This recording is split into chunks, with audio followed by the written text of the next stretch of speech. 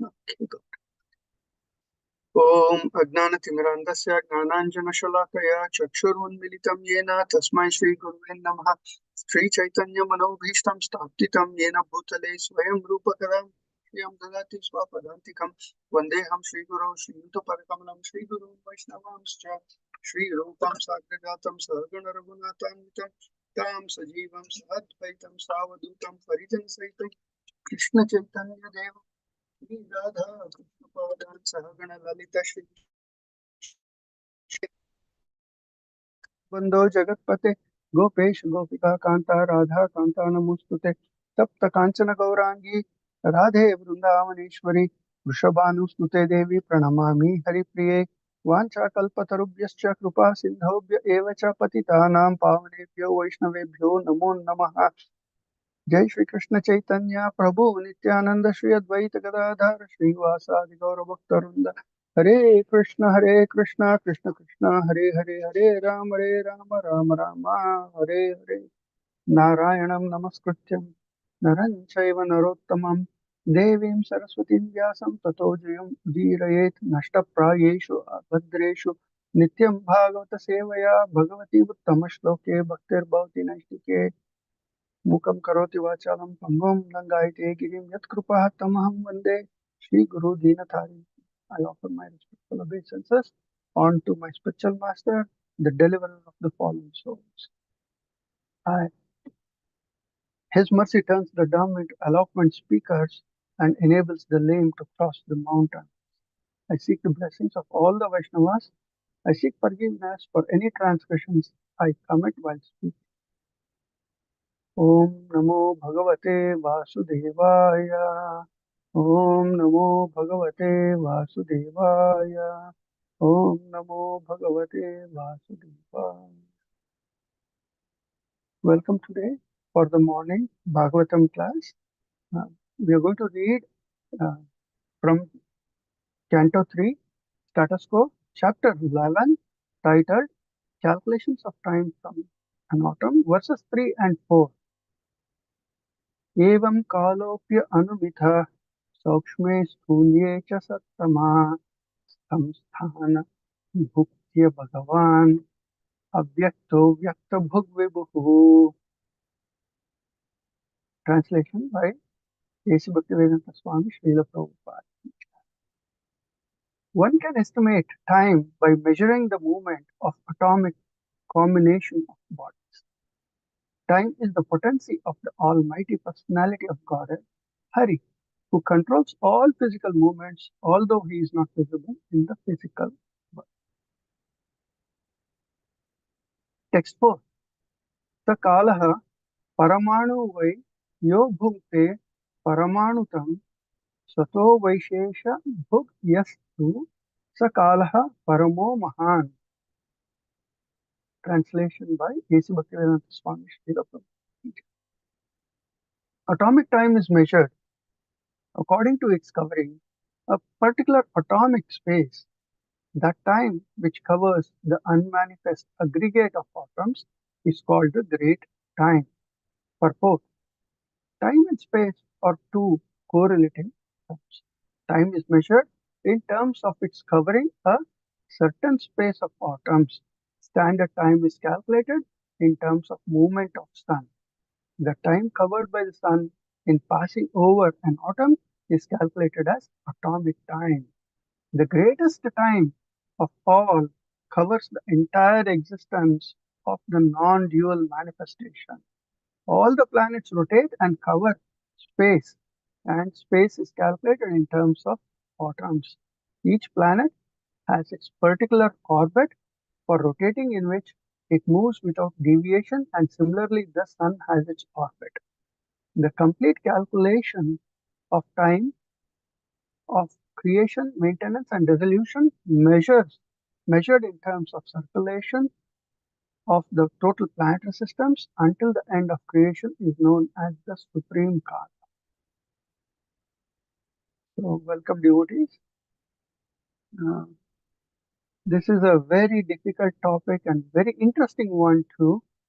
I was having a tough time trying to, keep myself focused on, spirituality and not run away to physics, math, and all the other.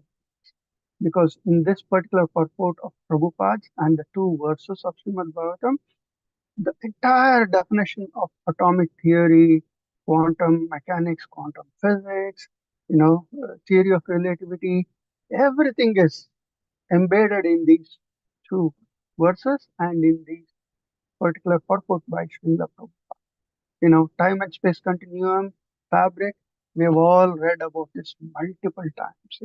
It's so tempting to go there. The sun is so huge compared to the earth. The earth is like a small mustard seed or even smaller than that. After that comes, like if you look at the atom, it is much more smaller, but the distance that the sun covers, I mean, the time that the sun takes to cover the distance of an atom is called atomic time. That is the definition Prabhupada is giving.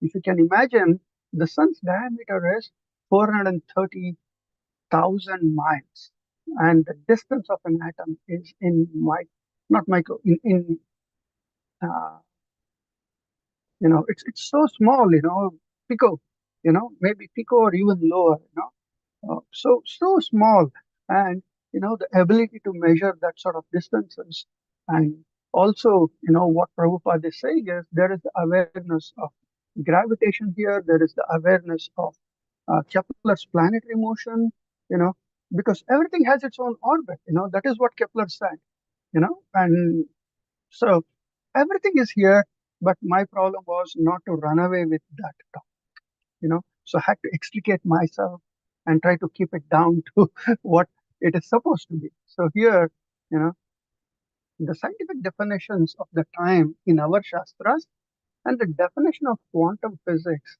are not significantly different. The modern scientists believe time is linear and we are traveling from present to the future. One cannot travel back in time, though we are all compelled to travel forward in the nobody has a knowledge of the future state either. In contrast, we learn from our Shastras that time is cyclical in nature with no beginning or no end. It is essentially unlimited. It is sanat. So we all know this. We have the 4 yuga cycle, which is called a Divya Yuga, and then we also have if you look at our Panchanga, there is like it is said we are in our 28th cycle of Divya Yuga. And it is also said we are in the second pararda of the current Brahma, and the Brahma lives for 100 years of his time. So 50 years of Brahma's time is over, and then there are 100. And one day of Brahma is equal to many, many, many millions or billions of years of our timeline. And the Brahma's life is measured in 4.3 trillion years. If you convert it, so huge, we can't even comprehend. So we also learn from the scriptures that there are living entities who have the knowledge of the past, the present, and the future. They are called as Trikalagnanis. And there are many examples in our Shastras about who these people are. Like Narada Muni, Vishwamitra, the Vasus, Brahma, Indra, and so many. And above all of them is the Lord, who is, above or transcending above the time also. Now let's take a pause. Maitreya Muni is giving us this definition of atomic time, and he's also giving the definition of this Maha or the great time. The two consecutive, in between the two consecutive slokas that we read, Shloka 3 and Shloka 4. What is the significance and how does it make sense to us? What do we make out of it? I was digging through this, and like I said, I was trying not to get distracted. And then I found, like in Chaitanya Charanamrita, Adi Leela 7, chapter 7, 116th verse, Prabhupada is translating that verse as, the Lord is like a great blazing fire, and the living entities are like small sparks of light. And then in the second para of this particular purport, Prabhupada actually explains, if the personality of Godhead did not possess both limited and unlimited energies, he could not be called omnipotent. Correct? If he is not, Vibhu as well as Anu, then he's not omnipotent. He should be everywhere. And he's capable of everything. So, Anoraniya Mohatota Mahimana. What does it mean? The Lord is smaller than the smallest and greater than the greatest. So, in this relation between the two times, smallest of the smallest duration and the largest of the largest time duration is being established via the Supreme Lord living entity, between the Supreme Lord and the living entity, because it is his potential. So what is being trying, we need to understand the largeness of the Lord as well as the smallness of the living entity, and the connection needs to be established between the two. And that is why we have this. We may say, what is it to do if we know the smallest unit of time? Today, when we hear of atomic clocks, or in fact any of our laptops and other things, we connect to a time server. And the time server is how we all sync up and we all keep our time. So if I say it is 7:43 a.m. here, and all of you can correlate and say, yes, it is 7:43, you will confirm that. Because it is that server that we all connect to, and that server actually runs off an atomic clock. So that atomic clock is actually measured using the the oscillations of a silica quartz. Sorry, I'm wrong. The quartz crystal. The quartz crystal at the atomic level vibrates, I believe, 90,000 or 93,000, times a second, and that is how they calibrate a second, and that is what they use, and that is why we can all use. But that is how we also correlate ourselves to not only the smallest unit of time, but we also correlate ourselves to the largest unit of time. We measure it through our calendars. The modern calendars that we use, like the Julian or the other ones that we use, they don't have any sense of this particular size of great time. If you want to understand the size of the great time, you have to go back to Panchanga and our traditional way of measuring.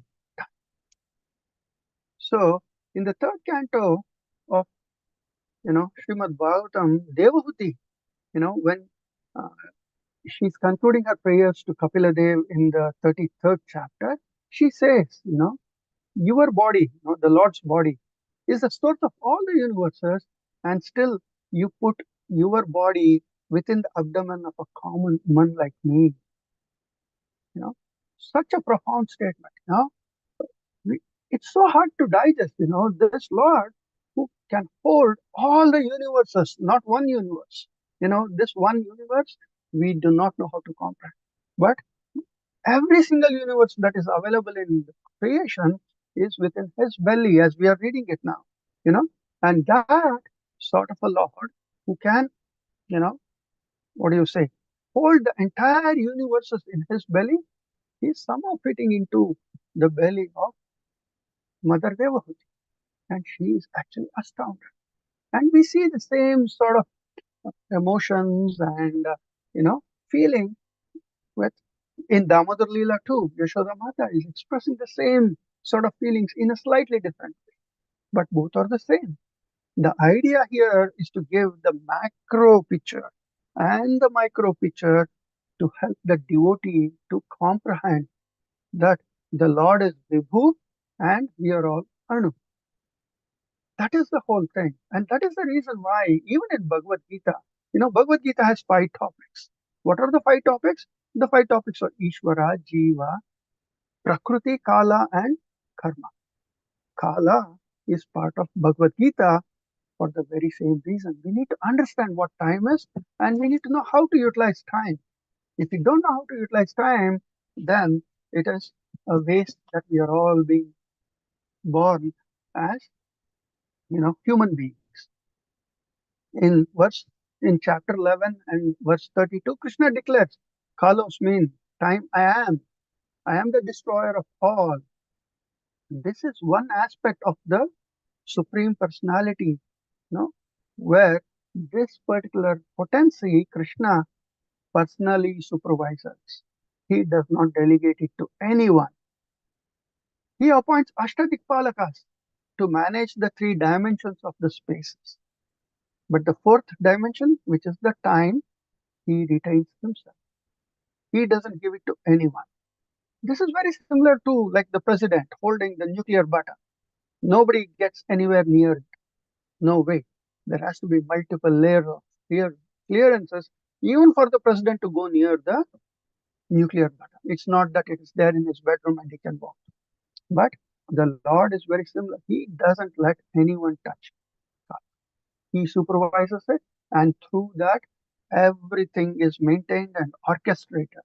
Without Kala, there is nothing that can happen. So what is the structure of time? Doesn't it? It doesn't have any structure at all. Well, if we take a scientific look at it, science also believes the same. It just thinks it's a discrete segments or a discrete set of crystals or segments, just for imagination that flows continuously from present to future, and nobody has any control on it. This passage of time can only be measured if change happens. If there is no change happening, it's as if time has not moved.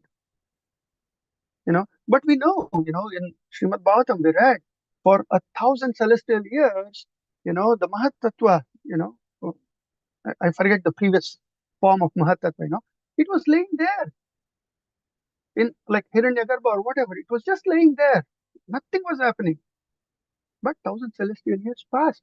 After that, the Lord glances upon it and he impregnates that particular, Mahat Tattva with all the, I'm actually misquoting. It's not Mahat Tattva. I'm forgetting the form of matter.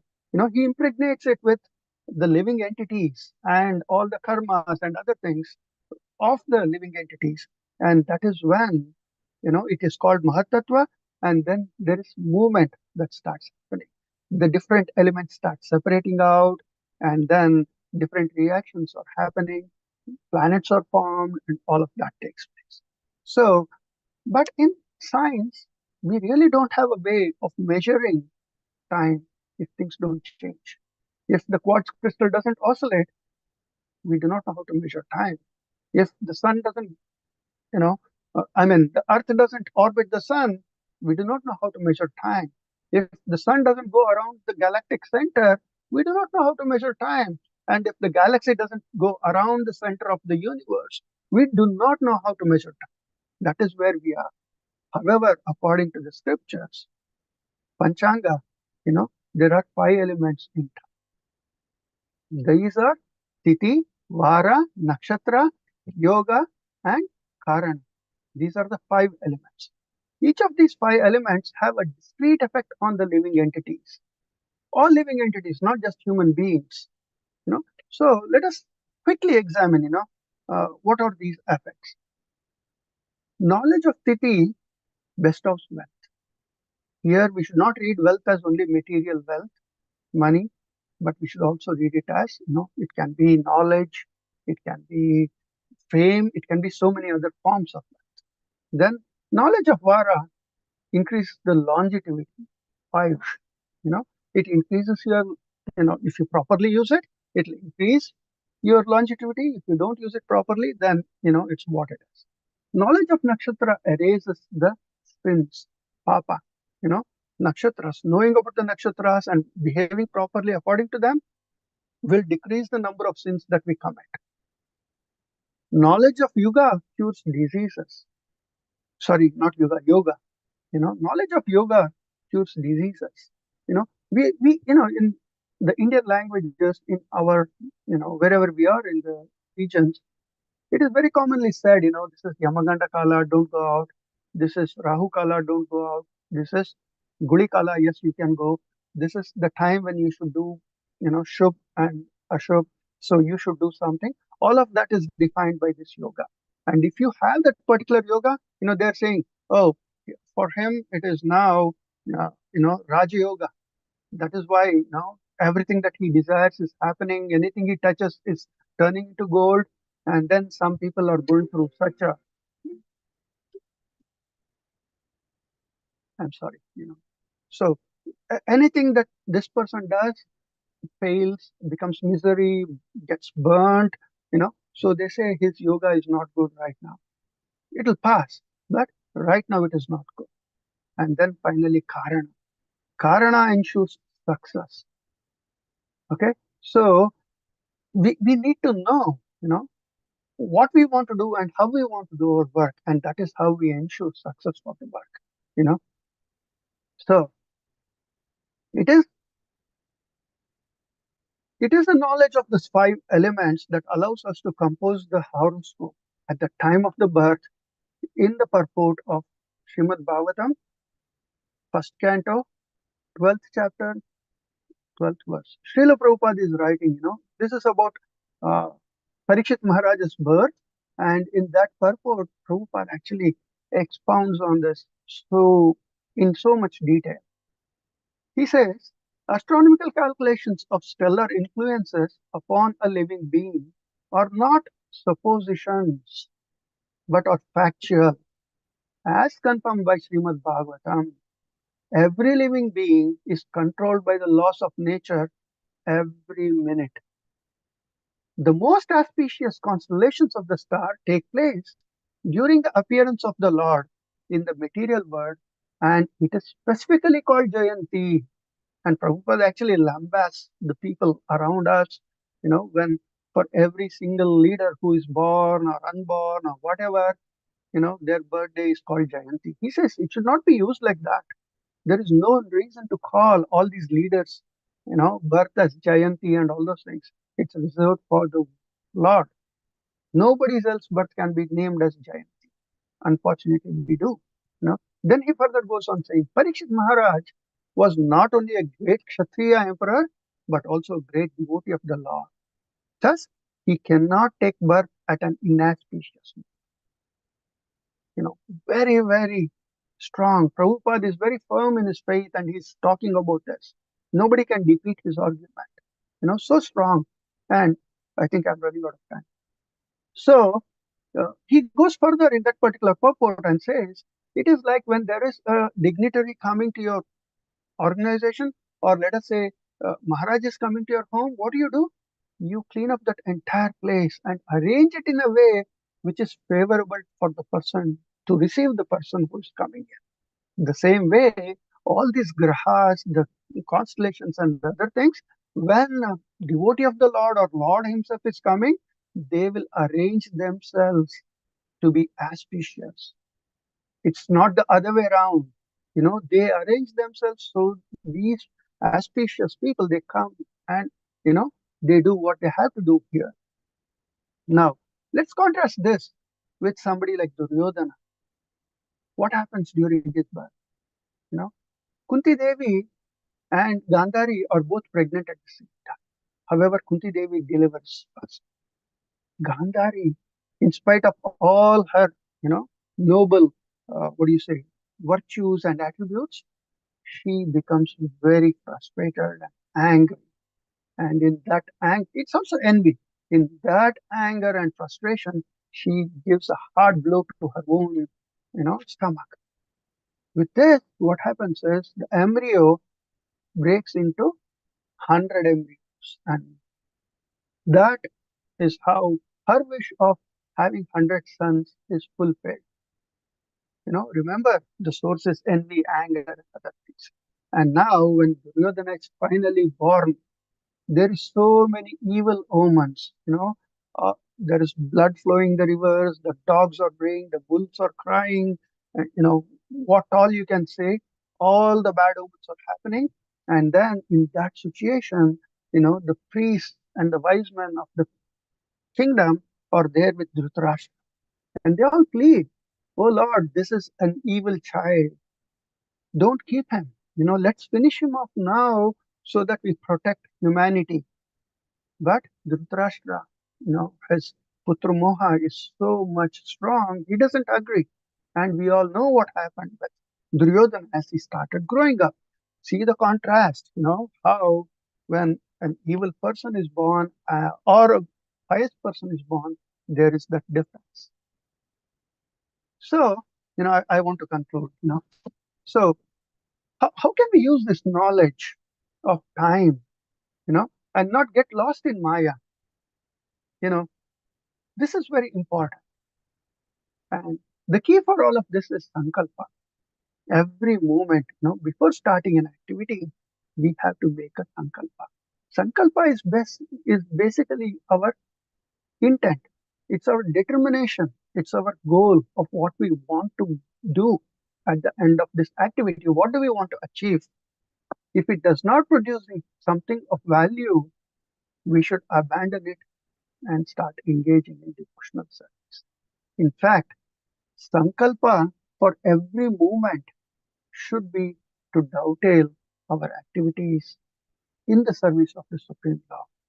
Prahlad Maharaj, in the 7th canto, he says, Shravanam, Kirtanam, Vishnu Smaranam, Padasevanam, Archanam, Vandanam, Dasyam, Saukyam, Atma Nivedanam, iti Pumsha Prati Vishnu Bhaktaischena Navalakshanam, Kirtaye Bhagavantya Adha Tan Mane Aditham Uttamam. So the translation says, Prahlad Maharaj said, hearing the chanting and the transcendental holy name, form, qualities, paraphernalia, and pastimes of the Lord, remembering them, serving the lotus feet of the Lord, offering the Lord respectful worship with 16 types of paraphernalia, offering prayers to the Lord, becoming his servant, considering the Lord's one's best friend, and surrendering everything onto him. In other words, serving him with the body, mind, and words. These 9 processes are accepted as pure devotional service. One who has dedicated his life to service of Krishna through the 9 methods should be understood to be the most learned person, for he has acquired complete knowledge. I will stop there. I know I rushed through quite a few things. Please forgive me for any mistakes I've done. If you have any questions or any comments or correcting me, please let me know. Thank you. Hare Krishna.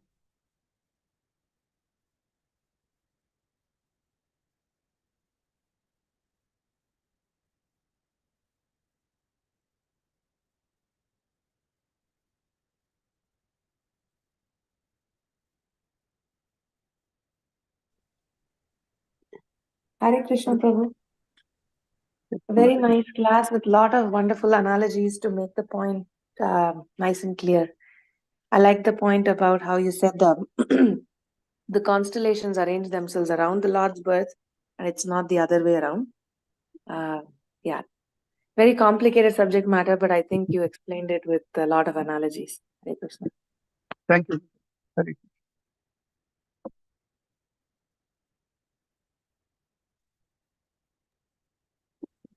Okay. Thank you, Prabhu. Very nice class. This is a very, very big subject matter. And astrology is also an offshoot of this. And you may know some astrology also, I thought, from what you were saying. No. Hare Krishna. Thank you. Yeah. But Srila Prabhupada said some very nice thing about, very humorous thing about astrology. He said everybody wants to read their palm or look into the astrology. Then he said, oh, it's written there, birth, old age, disease, and death. And then the same thing happens over and over again. Better take to Krishna consciousness and beat it. Thank you. Thank you, Mataji. I don't know anything about astrology. It's everything coming from Prabhupada's purport, Mataji. Thank you, Mataji. Hare Krishna. Gopalari Prabhu, you wanted to say something? Sorry, Prabhu. I did, and then I didn't realize that I was unmuted. I might have made some disturbance in the background. Yes, Prabhu. Just on this point of astrology, I remember there's one devotee in England.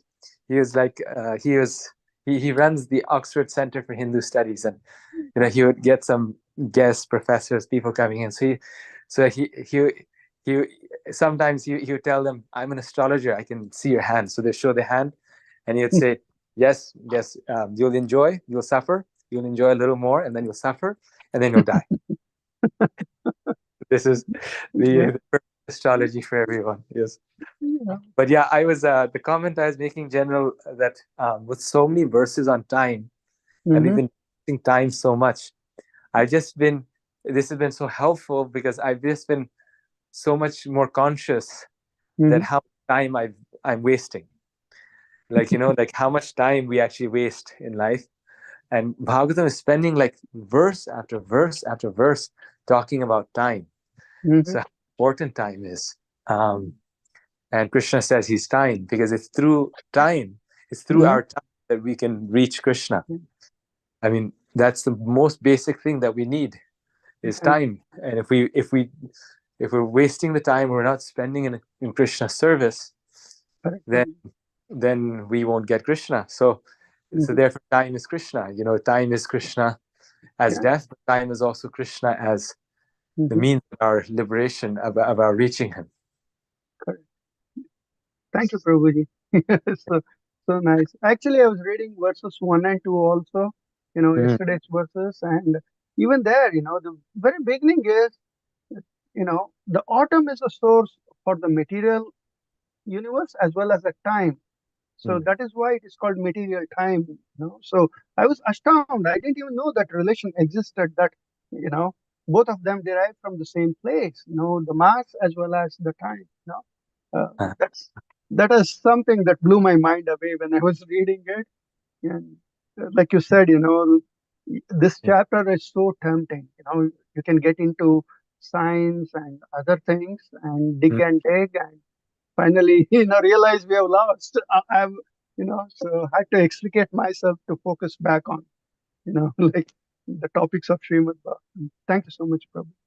Yes, like like we think, oh well, I can do this or this today, and I can do that or this, and we don't realize that this is the time that we have. One day we won't have that time, and it seems like right now we have so much time, but one day we'll get disease, old, something like that, and then it's gone. The time is gone.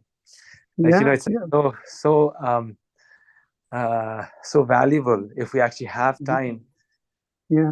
And at that time it doesn't seem so valuable. Yeah, Prabhuji, that reminds me of King Kulashekara's prayers, where he says, as time is passing by and old age, I'll not be able to remember you because, my throat is filled with mucus, and, I won't have any strength to take your name. I want to do that now when I have all the strength. So, thank you so much, Prabhu.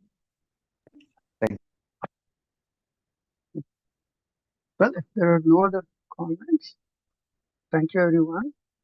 Vancha kalpatarubhishya kripa sindhu patitanam pavane Vishnu namo namaha ananta kodasya.